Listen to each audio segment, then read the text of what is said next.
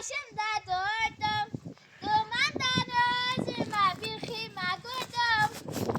Dumanlı dağların başında durdum. Dumandan özüme bir ximə qurdum. Keçdi xəyalımdan öz gözə yurdum.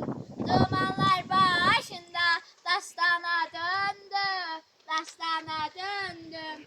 Deyirlər bülbüllər çəmən yaxşıdır. İnsan üçün lalə zar vətən yaxşıdır.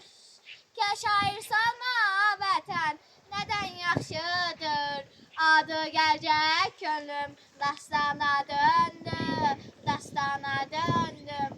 Könüllə cəlb edən bu xoş mənzərə şəvqimi artırdı şeir qəzələ.